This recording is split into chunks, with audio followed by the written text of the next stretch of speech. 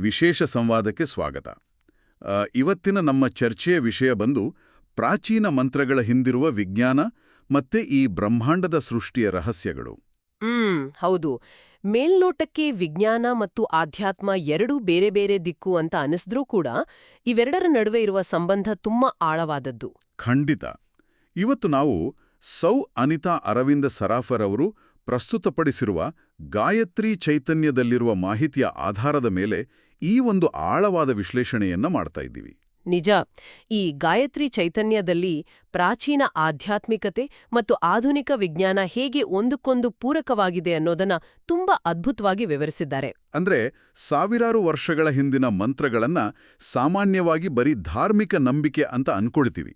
ಆದರೆ ಈ ಗಾಯತ್ರಿ ಚೈತನ್ಯದಲ್ಲಿ ಇದರ ಹಿಂದಿರುವ ಭೌತಶಾಸ್ತ್ರ ಮತ್ತು ನರವಿಜ್ಞಾನದ ಬಗ್ಗೆ ಹೇಳಿದ್ದಾರೆ. ಹೌದು. ವಿಜ್ಞಾನ ಯಾವಾಗ್ಲೂ ಕಣ್ಣಿಗೆ ಕಾಣೋದನ್ನ ಅಥವಾ ಲ್ಯಾಬಲ್ಲಿ ಪ್ರೂವ್ ಮಾಡೋದನ್ನ ಮಾತ್ರ ನಂಬುತ್ತೆ. ಆದ್ರೆ ಪ್ರಾಚೀನರು ಈ ಅಗೋಚರ ಶಕ್ತಿಗಳನ್ನ ಹೇಗೆ ಅರ್ಥ ಮಾಡ್ಕೊಂಡಿದ್ರು ಅನ್ನೋದು ಇಲ್ಲಿ ಮುಖ್ಯ ಆಗುತ್ತೆ. ಕರೆಕ್ಟ್. ಇದನ್ನ ನಾವು ಶಬ್ದ ತರಂಗಗಳ ವಿಜ್ಞಾನದಿಂದಲೇ ಶುರು ಮಾಡೋಣ. ಅಮೆರಿಕಾದ ಅಕೋಸ್ಟಿಷಿಯನ್ ಅಂದ್ರೆ ಧ್ವನಿ ತರಂಗಗಳ ವಿಜ್ಞಾನಿ ಡಾಕ್ಟರ್ ಸ್ಟೀಮ್ಲೆ ಅವರ ಒಂದು ರಿಸರ್ಚ್ ಬಗ್ಗೆ ಗಾಯತ್ರಿ ಚೈತನ್ಯದಲ್ಲಿ ಪ್ರಸ್ತಾಪ ಮಾಡಿದ್ದಾರೆ. ಹೌದು. ಆ ರಿಸರ್ಚ್ ಪ್ರಕಾರ ಗಾಯತ್ರಿ ಮಂತ್ರವನ್ನ ಕೇವಲ 1 ಬಾರಿ ಉಚ್ಚರಿಸಿದ್ರೆ ವಾತಾವರಣದಲ್ಲಿ ಬರೋಬ್ಬರಿ 1,10,000 ಧನಾತ್ಮಕ ಶಬ್ದ ತರಂಗಗಳು ಉತ್ಪತ್ತಿಯಾಗುತ್ತೆ ಅಂತ ಹೇಳಲಾಗಿದೆ. 1,10,000 ಅಂದ್ರೆ ಮನುಷ್ಯನ ಕಿವಿಗೆ ಕೇಳಿಸುವ ಶಬ್ದದ ಮಿತಿ ಬರೀ 20,000 ಹರ್ಟ್ಜ್ ಮಾತ್ರ ಇಡುತ್ತಲ್ವಾ? ಖಂಡಿತ. ಶಬ್ದ ಅನ್ನೋದು ಬರೀ ಕಿವಿಗೆ ಕೇಳಿಸುವಂಥದ್ದಲ್ಲ, ಅದೊಂದು ಪ್ರಬಲವಾದ ಶಕ್ತಿ. ಫಿಸಿಕ್ಸಲ್ಲಿ ನಾವು ಆವರ್ತನ ಫ್ರೀಕ್ವೆನ್ಸಿ ಬಗ್ಗೆ ಮಾತಾಡ್ತೇವೆ. ಆವರ್ತನ ಹೆಚ್ಚಾದಷ್ಟು ಅದರ ಪ್ರಭಾವ ಜಾಸ್ತಿ ಇರುತ್ತೆ. ಗಾಯತ್ರಿ ಮಂತ್ರದ ಸ್ವರ ಸಂಯೋಜನೆ ಹೇಗಿದೆ ಅಂದ್ರೆ ಅದರಿಂದ ಬರುವ ಆ 1,10,000 ಫ್ರೀಕ್ವೆನ್ಸಿ ವಿದ್ಯುತ್ಗಿಂತಲೂ ಹೆಚ್ಚಿನ ವೇಗ ಮತ್ತೆ ಶಕ್ತಿಯನ್ನ ಹೊಂದಿರುತ್ತೆ. ಇದು ನಿಜಕ್ಕೂ ಆಶ್ಚರ್ಯ ತರುವಂತ ವಿಚಾರ. ಇದೇ ಹಿನ್ನೆಲೆಯಲ್ಲಿ ಗಾಯತ್ರಿ ಚೈತನ್ಯದಲ್ಲಿ ಇನ್ನೊಂದು ದಿಟ್ಟವಾದ ವಾದವನ್ನ ಮುಂದಿಟ್ಟಿದ್ದಾರೆ. ಏನದು?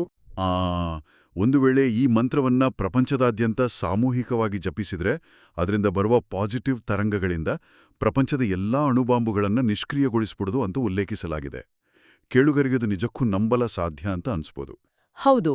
ಕ್ವಾಂಟಮ್ ಫಿಸಿಕ್ಸ್ ಪ್ರಕಾರ ಪ್ರಬಲ ಶಬ್ದ ತರಂಗಗಳು ಪರಮಾಣು ರಚನೆಯ ಮೇಲೆ ಪ್ರಭಾವ ಬೀರಬಲ್ಲವು. ಅಣುಬಾಂಬ್ ನಿಷ್ಕ್ರಿಯತೆ ಅನ್ನೋದು ಈ ತೀವ್ರತರವಾದ ಕಂಪನಗಳ ಸೈದ್ಧಾಂತಿಕ ಕಲ್ಪನೆಯಾಗಿರಬಹುದು. ಮತ್ತೆ ಇದೇ ತರಂಗಗಳು ಓಝೋನ್ ಪದರವನ್ನು ಮರುಜೋಡಿಸುವ ಸಾಮರ್ಥ್ಯ ಹೊಂದಿದೆ ಅಂತ ಕೂಡ ಗಾಯತ್ರಿ ಚೈತನ್ಯದಲ್ಲಿ ಹೇಳಿದ್ದಾರೆ ಅಲ್ವಾ?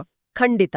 ವಾತಾವರಣದಲ್ಲಿರೋ ಆಕ್ಸಿಜನ್ ಅಣುಗಳು ಈ ಹೈ ಫ್ರೀಕ್ವೆನ್ಸಿ ತರಂಗಗಳಿಗೆ ಒಡ್ಡಿಕೊಂಡಾಗ ಅವು ಓಝೋನ್ ಆಗಿ ಬದಲಾಗುವ ಪ್ರಕ್ರಿಯೆ ಬಗ್ಗೆ ಅಲ್ಲಿ ವಿವರಿಸಿದ್ದಾರೆ. ಕೆಲವು ರೇಡಿಯೋ ಕೇಂದ್ರಗಳಲ್ಲೂ ಇದನ್ನ ಪ್ರಸಾರ ಮಾಡ್ತಾರೆ. ಹೌದು. ಈ ಅಗಾಧವಾದ ಶಬ್ದ ತರಂಗಗಳು ಬರೀ ವಾತಾವರಣಕ್ಕೆ ಸೀಮಿತ ಆಗಿಲ್ಲ. ಬ್ರಿಟಿಷ್ ಮೆಡಿಕಲ್ ಜರ್ನಲ್ನ ಒಂದು ವರದಿಯನ್ನ ಗಾಯತ್ರಿ ಚೈತನ್ಯದಲ್ಲಿ ಆಧಾರವಾಗಿ ನೀಡಲಾಗಿದೆ. ಹೌದು. ಆ ವರದಿಯ ಪ್ರಕಾರ ಮಂತ್ರಪಠನ ನಮ್ಮ ಉಸಿರಾಟದ ಕ್ರಮವನ್ನ ನಿಧಾನಗೊಳಿಸಿ ಶರೀರವನ್ನ ಒಳಗಿನಿಂದಲೇ ಬಲಪಡಿಸುತ್ತೆ. ಇದು ನಮ್ಮ ನರಮಂಡಲವನ್ನೇ ಶಾಂತಗೊಳಿಸುವ ಪ್ರಕ್ರಿಯೆ. ಇದೇ ವಿಷಯದ ಬಗ್ಗೆ ಜರ್ಮನಿಯ ಹ್ಯಾಂಬರ್ಗ್ ವಿಶ್ವವಿದ್ಯಾಲಯದಲ್ಲೂ ಕೂಡ ಸಂಶೋಧನೆ ನಡೀತಾ ಇದೆ ಅಲ್ವಾ? ನಿಜ. ಈ ನಿರಂತರ ಪಠಣದಿಂದ ನಮ್ಮ ಮೆದುಳಿನ ನರಕೋಶಗಳು ಅಂದ್ರೆ ನ್ಯೂರಾನ್ಸ್ ಮೇಲೆ ಪಾಸಿಟಿವ್ ಎಫೆಕ್ಟ್ ಆಗತ್ತೆ. ಜ್ಞಾಪಕ ಶಕ್ತಿ ಹೆಚ್ಚಾಗತ್ತೆ. ನಮ್ಮ ಮೆದುಳಿನಲ್ಲಿರೋ ಕೆಲವು ಸೂಕ್ಷ್ಮ ಜ್ಞಾನಗ್ರಂಥಿಗಳು ಈ 1,10,000 ಫ್ರೀಕ್ವೆನ್ಸಿಗೆ ಜಾಗೃತಗೊಳ್ಳುತ್ತೆ. ಅಂದ್ರೆ ದೈನಂದಿನ ಜೀವನದಲ್ಲಿ ಇದನ್ನ ಹೇಗೆ ಅಳವಡಿಸ್ಕೊಡ್ಬೋದು ಅನ್ನೋದಕ್ಕೂ ಗಾಯತ್ರಿ ಚೈತನ್ಯದಲ್ಲಿ ಉದಾಹರಣೆಗಳಿವೆ. ಸಂಧ್ಯಾ ಸಮಯದಲ್ಲಿ ಜಪಿಸೋದು ಅಥವಾ ಊಟಕ್ಕೂ ಮುನ್ನ ಪಠಿಸೋದು. ಖಂಡಿತ. ಸಂಧ್ಯಾ ಸಮಯದಲ್ಲಿ ಭೂಮಿಯ ಕಾಂತೀಯ ಕ್ಷೇತ್ರದಲ್ಲಿ ಅಂದ್ರೆ ಮ್ಯಾಗ್ನೆಟಿಕ್ ಫೀಲ್ಡಲ್ಲಿ ಬದಲಾವಣೆ ಆಗುತ್ತೆ. ಆ ಸಮಯದಲ್ಲಿ ಈ ಶಬ್ದ ತರಂಗಗಳು ಸೇರಿ ದೇಹಕ್ಕೆ ಹೆಚ್ಚು ಆಕ್ಸಿಜನ್ ಸಿಗುವಂತೆ ಮಾಡುತ್ತೆ. ಮತ್ತೆ ಊಟಕ್ಕೂ ಮುನ್ನ ಪಠಿಸಿದ್ರೆ ಆಹಾರವು ಜೀವಕೋಶಗಳ ಮಟ್ಟದಲ್ಲಿ ಬದಲಾಗಿ ಸಾತ್ವಿಕಗೊಳ್ಳುತ್ತೆ ಅನ್ನೋ ವಿಚಾರ ಕೂಡ ಗಾಯತ್ರಿ ಚೈತನ್ಯದಲ್ಲಿದೆ. ಹೌದು. ಭೌತಿಕ ವಸ್ತು ಕೂಡ ಶಕ್ತಿಯ ಒಂದು ರೂಪ. ಉನ್ನತ ಆವರ್ತನದ ತರಂಗಗಳು ಆಹಾರದ ಕಣಗಳ ಮೇಲೆ ಪ್ರಭಾವ ಬೀರಿ ಅದರ ಶಕ್ತಿಯನ್ನ ಸಕಾರಾತ್ಮಕವಾಗಿ ಬದಲಾಯಿಸುತ್ತೆ. ಇದರಲ್ಲಿ ಇನ್ನೊಂದು ಸ್ವಾರಸ್ಯಕರವಾದ ಅಂಶ ಏನಂದ್ರೆ ರಾಜಸ್ಥಾನದ ಕೆಲವು ಸರ್ಕಾರಿ ಆಸ್ಪತ್ರೆಗಳಲ್ಲಿ ಈ ಶಬ್ದ ತರಂಗಗಳು ಗರ್ಭಿಣಿಯರ ಸ್ನಾಯುಗಳನ್ನು ಸಡಿಲಗೊಳಿಸಿ ಸಹಜ ಹೆರಿಗೆಗೆ ಸಹಾಯ ಮಾಡಿದೆ ಅಂತ ವೈದ್ಯರು ಕಂಡುಕೊಂಡಿದ್ದಾರಂತೆ. ಹೌದು. ಆ ತರಂಗಗಳು ನರಮಂಡಲವನ್ನ ಶಾಂತಗೊಳಿಸಿ ದೈಹಿಕ ಒತ್ತಡವನ್ನ ಹೇಗೆ ನಿವಾರಿಸುತ್ತೆ ಅನ್ನೋದಕ್ಕೆ ಇದೊಂದು ಅತ್ಯುತ್ತಮ ಪ್ರಾಯೋಗಿಕ ನಿದರ್ಶನ. ಇದೆಲ್ಲ ಗಮನಿಸಿದಾಗ ಪ್ರಾಚೀನ ಚಿಂತನೆಗಳ ಹಿಂದಿರುವ ತರ್ಕ ಎದ್ದು ಕಾಣುತ್ತೆ. ಇನ್ನು ಈ ಭೌತಶಾಸ್ತ್ರ ಮತ್ತು ಆಧ್ಯಾತ್ಮದ ನಡುವಿನ ಹೋಲಿಕೆಯಂತೂ ಗಾಯತ್ರಿ ಚೈತನ್ಯದಲ್ಲಿ ನಿಜಕ್ಕೂ ಬೆರಗುಗೊಳಿಸುವಂತಿದೆ. ಖಂಡಿತ. ಆಧುನಿಕ ವಿಜ್ಞಾನ ಬ್ರಹ್ಮಾಂಡದ ಸೃಷ್ಟಿಯನ್ನ ಬಿಗ್ ಬ್ಯಾಂಗ್ ಅಂತ ಕರೆಯುತ್ತೆ. ವೇದಗಳಲ್ಲಿ ಇದನ್ನೇ ಸರ್ಗ ಅಥವಾ ಸೃಷ್ಟಿ ಅಂತ ಕರೆದಿದ್ದಾರೆ. ಈ ಹೋಲಿಕೆ ಪರಮಾಣುವಿನೊಳಗಿನ ಶಕ್ತಿಗಳವರೆಗೂ ವಿಸ್ತರಿಸುತ್ತೆ. ಅಂದ್ರೆ ಭೌತಶಾಸ್ತ್ರದ ಮೂಲಭೂತ ಶಕ್ತಿಗಳನ್ನ ವೇದದ ಪರಿಕಲ್ಪನೆಗಳಿಗೆ ಹೋಲಿಸಿರೋದು. ಉದಾಹರಣೆಗೆ ಸ್ಟ್ರಾಂಗ್ ಮತ್ತೆ ವೀಕ್ ಫೋರ್ಸ್. ಕ್ವಾರ್ಕ್ ಕಣಗಳು ಪ್ರೋಟಾನ್ ಸೃಷ್ಟಿ ಮಾಡಲು ಕಾರಣವಾಗುವ ಈ ಶಕ್ತಿಯನ್ನ ಬ್ರಹ್ಮ ಅಂತ ಕರೆದಿದ್ದಾರೆ. ಹೌದು, ಯಾಕಂದ್ರೆ ಬ್ರಹ್ಮ ಸೃಷ್ಟಿಕರ್ತ. ಹಾಗೇನೆ ಎಲೆಕ್ಟ್ರೋಮ್ಯಾಗ್ನೆಟಿಕ್ ಫೋರ್ಸ್ ಎಲೆಕ್ಟ್ರಾನ್ಗಳನ್ನ ಹಿಡಿದಿಟ್ಟು ಭೌತಿಕ ಜಗತ್ತನ್ನ ಕಾಪಾಡುತ್ತೆ. ಇದನ್ನ ವಿಷ್ಣು ಅಂತ ಕರೆಯಲಾಗಿದೆ, ಯಾಕಂದ್ರೆ ವಿಷ್ಣು ಸ್ಥಿತಿಕರ್ತ. ಅದ್ಭುತ. ಇನ್ನು ಗ್ರಾವಿಟೇಷನಲ್ ಫೋರ್ಸ್ ಅಂದ್ರೆ ಗುರುತ್ವಾಕರ್ಷಣೆ, ನಕ್ಷತ್ರಗಳು ಕುಸಿದು ಬ್ಲ್ಯಾಕ್ ಹೋಲ್ ಆಗಲು ಇದೇ ಕಾರಣ. ಈ ಲಯ ಮಾಡುವ ಶಕ್ತಿಯೇ ಶಿವ. ಮತ್ತು ಅಂತಿಮವಾಗಿ ಈ ಎಲ್ಲಾ ಶಕ್ತಿಗಳ ಬದಲಾವಣೆಯನ್ನ ಅಳೆಯುವ ಸಮಯ ಅನ್ನೋದನ್ನ ಯಮ ಅಂತ ವಿವರಿಸಲಾಗಿದೆ. ಈ ತಾರ್ಕಿಕ ಹೋಲಿಕೆ ಸಂಕೀರ್ಣ ಭೌತಶಾಸ್ತ್ರವನ್ನ ತುಂಬಾ ಸರಳವಾಗಿ ಅರ್ಥೈಸುತ್ತೆ. ಈ ಹೋಲಿಕೆ ಇಲ್ಲಿಗೆ ನಿಲ್ಲೋದಿಲ್ಲ. ಪರಮಾಣುವಿನ ಅಂದ್ರೆ ಆಟಮ್ನ ರಚನೆಯನ್ನ ಗಾಯತ್ರಿ ಚೈತನ್ಯದಲ್ಲಿ ಒಂದು ಬೃಹತ್ ಸೌರವ್ಯೂಹಕ್ಕೆ ಹೋಲಿಸಿದ್ದಾರೆ. ನಿಜ. ಪರಮಾಣುವಿನ ಕೇಂದ್ರದಲ್ಲಿರೋ ಪ್ರೋಟಾನ್ ಅನ್ನ ಸೂರ್ಯನೆಂದು, ಅದರ ಸುತ್ತ ಸುತ್ತುವ ಎಲೆಕ್ಟ್ರಾನ್ಗಳನ್ನ ಗ್ರಹಗಳೆಂದು ವಿವರಿಸಿದ್ದಾರೆ. ಬ್ರಹ್ಮಾಂಡದ ನಿಯಮಗಳೇ ಈ ಅತಿ ಸೂಕ್ಷ್ಮ ಪರಮಾಣುವಿನೊಳಗೂ ಕೆಲಸ ಮಾಡ್ತಾ ಇದೆ. ಇದೇ ಸಂದರ್ಭದಲ್ಲಿ ಆಧುನಿಕ ವಿಜ್ಞಾನದ ಹಿಗ್ಸ್ ಬೋಸಾನ್ ಅಥವಾ ಗಾಡ್ ಪಾರ್ಟಿಕಲ್ ಮತ್ತೆ ಕ್ವಾರ್ಕ್ ಕಣಗಳಿಗೂ ಪ್ರಾಚೀನ ಗ್ರಂಥಗಳ ಬ್ರಹ್ಮಸೂತ್ರಕ್ಕೂ ಇರೋ ಸಂಬಂಧವನ್ನ ಚರ್ಚಿಸಿದ್ದಾರೆ. ದ್ರವ್ಯರಾಶಿ ಅಂದ್ರೆ ತೂಕ ಬರೋದೇ ಹಿಗ್ಸ್ ಬೋಸೋನ್ ಕ್ಷೇತ್ರದಿಂದ. ಗಾಯತ್ರಿ ಚೈತನ್ಯದಲ್ಲಿ ಇದನ್ನೇ ಬ್ರಹ್ಮಸೂತ್ರ ಅಂತ ಕರೆಯಲಾಗಿದೆ. ಅಂದ್ರೆ ಪ್ರೋಟಾನ್ ಅನ್ನ ವಿಭಜಿಸ್ತಾ ಹೋದ್ರೆ ಸಿಗುವ ಕ್ವಾರ್ಕ್ ಅಥವಾ ಹಿಗ್ಸ್ ಬೋಸೋನ್ ಅನ್ನ ಮತ್ತೆ ವಿಭಜಿಸಿದ್ರೆ ಆ ಕಣ ತನ್ನ ಅಸ್ತಿತ್ವ ಕಳ್ಕೊಂಡು ಕೇವಲ ಶಕ್ತಿಯಾಗಿ ಬದಲಾಗುತ್ತಾ? ಹೌದು, ಅದು ಅದೃಶ್ಯವಾಗಿ ಅವ್ಯಕ್ತವಾಗುತ್ತೆ. ಭೌತಿಕ ವಸ್ತುವೊಂದು ಅಂತಿಮವಾಗಿ ಶಕ್ತಿಯಾಗಿ ಅಥವಾ ಶೂನ್ಯ ಆಕಾಶವಾಗಿ ಬದಲಾಗುವ ಈ ಕ್ವಾಂಟಮ್ ಪ್ರಕ್ರಿಯೆನೇ ನಮ್ಮ ಪ್ರಾಚೀನರು ಹೇಳಿದ್ದು. ಈ ಅದೃಶ್ಯ ಶಕ್ತಿ ಮತ್ತು ಅನಂತತೆಯ ಬಗ್ಗೆ ಮಾತಾಡುವಾಗ ಗಾಯತ್ರಿ ಮಂತ್ರದ 3 ವ್ಯಾಕೃತಿಗಳು ನೆನಪಾಗುತ್ತೆ. ಭೂರ್, ಭುವ, ಸ್ವ. ಇವು ಕೇವಲ ಪದಗಳಲ್ಲ, ಇಡೀ ಬ್ರಹ್ಮಾಂಡವನ್ನ ಅಳೆಯುವ ಮಾಪನಗಳು ಅಂತ ಗಾಯತ್ರಿ ಚೈತನ್ಯ ಹೇಳುತ್ತೆ. ಹೌದು. ಭೂರ್ ಅಂದ್ರೆ ನಾವು ವಾಸಿಸುವ ಭೂಮಿ, ಭುವಃ ಅಂದ್ರೆ ನಮ್ಮ ಸೌರವ್ಯೂಹ, ಸ್ವಃ ಅಂದ್ರೆ ಇಂತಹ ಕೋಟ್ಯಾಂತರ ಸೌರವ್ಯೂಹಗಳನ್ನ ಒಳಗೊಂಡಿರುವ ನಕ್ಷತ್ರ ಮಂಡಲಗಳು ಅಂದ್ರೆ ಗ್ಯಾಲಕ್ಸಿಗಳು. ಇದೇ ಹಿನ್ನೆಲೆಯಲ್ಲಿ 12ನೇ ಶತಮಾನದ ಅಲ್ಲಮ ಪ್ರಭುಗಳ ವಚನವೊಂದನ್ನ ಪ್ರಸ್ತಾಪ ಮಾಡಿದ್ದಾರೆ.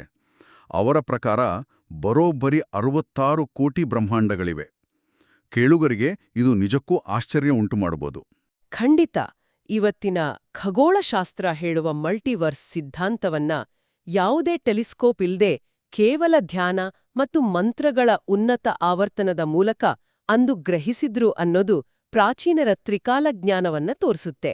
ವಿಜ್ಞಾನದಲ್ಲಿ ಇಂದಿಗೂ ಕ್ಲಿಷ್ಟಕರವಾಗಿರೋ ಶೂನ್ಯ ಮತ್ತು ಅನಂತತೆಯ ಪರಿಕಲ್ಪನೆಗಳನ್ನು ಕೂಡ ಗಾಯತ್ರಿ ಚೈತನ್ಯದಲ್ಲಿ ಪರಬ್ರಹ್ಮ ತತ್ವಕ್ಕೆ ಹೋಲಿಸಲಾಗಿದೆ ಅಲ್ವಾ? ನಿಜ. ವಿಜ್ಞಾನ ಹೇಳುವ ಶೂನ್ಯ ಆಕಾಶ ಸಂಪೂರ್ಣ ಖಾಲಿಯಲ್ಲ. ಅಲ್ಲಿ ಕಣಗಳು ಹುಟ್ಟುತ್ತಿರ್ತವೆ ಮತ್ತು ಲಯವಾಗುತ್ತಿರ್ತವೆ. ವೇದಗಳು ಹೇಳುವ ಪರಬ್ರಹ್ಮ ತತ್ವ ಕೂಡ ಅದೇ. ಅದು ಆರಂಭ ಅಂತ್ಯ ಇಲ್ಲದ ಶೂನ್ಯ. ಅದೇ ಸಮಯದಲ್ಲಿ ಅದು ಇಡೀ ಬ್ರಹ್ಮಾಂಡವನ್ನ ತನ್ನೊಳಗೆ ಹುದುಗಿಸಿಕೊಂಡಿರುವ ಅನಂತ ಕೂಡ ಹೌದು. ವಿಜ್ಞಾನದ ಪ್ರಕಾರ ಅತಿ ಚಿಕ್ಕ ಕಣ ವಿಭಜಿಸಿದರೆ ಶೂನ್ಯ, ಬ್ರಹ್ಮಾಂಡ ವಿಸ್ತರಿಸಿದರೆ ಅನಂತ. ಹೌದು. ಆಧ್ಯಾತ್ಮದ ಪ್ರಕಾರ ಶೂನ್ಯ ಮತ್ತು ಅನಂತ ಎರಡೂ ಕೂಡ ಆ ಅಗೋಚರ ಶಕ್ತಿಯ ಬೇರೆ ಬೇರೆ ಮುಖಗಳು ಅಷ್ಟೇ. ಇದನ್ನ ಮತ್ತಷ್ಟು ಸ್ಪಷ್ಟಪಡಿಸಲು ಗಾಯತ್ರಿ ಚೈತನ್ಯದಲ್ಲಿ ಬೃಹದಾರಣ್ಯಕ ಉಪನಿಷತ್ತಿನ ಪೂರ್ಣಮದಃ ಪೂರ್ಣಮಿದಂ ಶ್ಲೋಕವನ್ನ ಉಲ್ಲೇಖಿಸಿದ್ದಾರೆ. ಪೂರ್ಣದಿಂದ ಪೂರ್ಣ ಉದಯವಾಗುತ್ತೆ, ಪೂರ್ಣದಿಂದ ಪೂರ್ಣ ತೆಗೆದರೂ ಪೂರ್ಣವೇ ಉಳಿಯುತ್ತೆ ಅಂತ. ಗಣಿತದ ನಿಯಮದ ಪ್ರಕಾರ 1ರಿಂದ 1 ಕಳೆದ್ರೆ 0 ಬರಬೇಕು. ಆದ್ರೆ ಇಲ್ಲಿ ಪೂರ್ಣ ಅನ್ನೋದು ಒಂದು ಸಂಖ್ಯೆಯಲ್ಲ, ಅದು ಬ್ರಹ್ಮಾಂಡದ ಮೂಲ ಶಕ್ತಿ. ಭೌತಶಾಸ್ತ್ರದ law of conservation of energy ಪ್ರಕಾರ ಶಕ್ತಿಯನ್ನ ಹೊಸದಾಗಿ ಸೃಷ್ಟಿಸಲಾಗಲ್ಲ, ನಾಶಪಡಿಸಲೂ ಆಗಲ್ಲ. ಅಂದ್ರೆ ಪರಬ್ರಹ್ಮ ಅನ್ನೋ ಮೂಲ ಶಕ್ತಿಯಿಂದ ಈ ಜಗತ್ತು ಸೃಷ್ಟಿಯಾಗಿದೆ. ಮೂಲ ಶಕ್ತಿಯಿಂದ ಈ ಬೃಹತ್ ಜಗತ್ತನ್ನ ಹೊರತೆಗೆದರೂ ಆ ಒಟ್ಟು ಮೊತ್ತ ಕಡಿಮೆ ಆಗಲ್ಲ. ನಿಖರವಾಗಿ ಹೇಳಿದ್ದೀರಿ. ಅನಂತ ಅನ್ನೋ ಪರಿಕಲ್ಪನೆಯಿಂದ ಎಷ್ಟೇ ದೊಡ್ಡ ಅನಂತ ಕಳೆದ್ರೂ ಉಳಿಯೋದು ಅನಂತವೇ ಹೊರ್ತು ಸೊನ್ನೆಯಲ್ಲ. ಉಪನಿಷತ್ತಿನ ವಾಕ್ಯಗಳು ಮೂಲಭೂತ ಭೌತಶಾಸ್ತ್ರದ ನಿಯಮಗಳೇ ಆಗಿವೆ.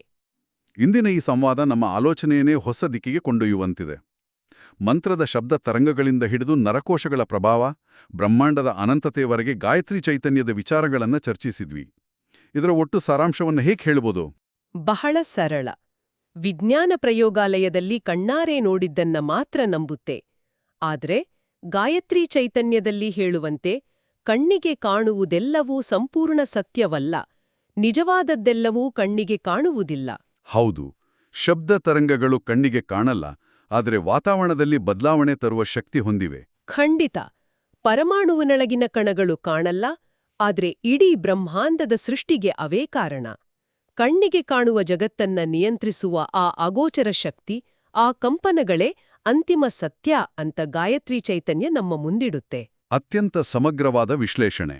ಈ ಚರ್ಚೆಯನ್ನ ಮುಕ್ತಾಯಗೊಳಿಸುವ ಮುನ್ನ ಒಂದು ಅಂತಿಮ ಪ್ರಶ್ನೆಯನ್ನ ಕೇಳುಗರ ಮುಂದಿಡಲು ಇಚ್ಛಿಸುತ್ತೇನೆ. ಹೇಳಿ. ಗಾಯತ್ರಿ ಚೈತನ್ಯದಲ್ಲಿ ವಿವರಿಸಿರುವಂತೆ ಕೇವಲ ಒಂದು ಮಂತ್ರದ ಶಬ್ದ ತರಂಗಗಳು ಜೀವಕೋಶಗಳಿಂದ ಹಿಡಿದು ಬ್ರಹ್ಮಾಂಡದವರೆಗೆ ಇಷ್ಟೊಂದು ಪ್ರಭಾವ ಬೀರಬಲ್ಲದು ಅಂದ್ರೆ, ನಾವು ದೈನಂದಿನ ಜೀವನದಲ್ಲಿ ಆಡುವ ಸಾಮಾನ್ಯ ಮಾತುಗಳು, ನಮ್ಮ ಆಲೋಚನೆಗಳು ನಮ್ಮ ಭವಿಷ್ಯವನ್ನ ಇನ್ನೆಷ್ಟು ಪ್ರಬಲವಾಗಿ ರೂಪಿಸುತ್ತಿರಬಹುದು. ನಿಜಕ್ಕೂ ಇದು ಪ್ರತಿಯೊಬ್ಬರೂ ಯೋಚಿಸಬೇಕಾದ ವಿಚಾರ. ಶಬ್ದವೇ ಸೃಷ್ಟಿಯ ಮೂಲವಾದರೆ ನಮ್ಮ ಪ್ರತಿದಿನದ ಶಬ್ದಗಳು ಏನನ್ನ ಸೃಷ್ಟಿಸುತ್ತಿವೆ ಅನ್ನೋದು ನಮ್ಮ ಹೊಣೆಗಾರಿಕೆಯನ್ನ ಹೆಚ್ಚಿಸುತ್ತೆ. ಖಂಡಿತ. ಈ ಆಳವಾದ ಚಿಂತನೆಯೊಂದಿಗೆ ಇಂದಿನ ನಮ್ಮ ಈ ವಿಶೇಷ ಸಂವಾದವನ್ನ ಇಲ್ಲಿಗೆ ಮುಕ್ತಾಯಗೊಳಿಸ್ತಾ ಇದ್ದೀವಿ. ಗಾಯತ್ರಿ ಚೈತನ್ಯದಲ್ಲಿನ ಈ ಸಂಕೀರ್ಣ ವಿಚಾರಗಳನ್ನ ಇಷ್ಟೊಂದು ಸ್ಪಷ್ಟವಾಗಿ ಬಿಡಿಸಿಟ್ಟಿದ್ದಕ್ಕಾಗಿ ನಿಮ್ಗೆ ತುಂಬು ಹೃದಯದ ಧನ್ಯವಾದಗಳು. ನಿಮಗೂ ಕೂಡ ಧನ್ಯವಾದಗಳು. ಹಾಗೆ ಕೇಳುಗರಿಗೂ ಕೂಡ ಈ ಜ್ಞಾನದ ಪಯಣದಲ್ಲಿ ನಮ್ಮೊಂದಿಗೆ ಸಾಗಿದ್ದಕ್ಕಾಗಿ ಧನ್ಯವಾದಗಳು. ಮುಂದಿನ ಬಾರಿ ಮತ್ತೊಂದು ಕುತೂಹಲಕಾರಿ ವಿಷಯದೊಂದಿಗೆ ಭೇಟಿಯಾಗೋಣ. ಅಲ್ಲಿಯವರೆಗೆ ನಮ್ಮೆಲ್ಲರ ಆಲೋಚನೆಗಳು ಮತ್ತು ಶಬ್ದಗಳು ಧನಾತ್ಮಕವಾಗಿರಲಿ.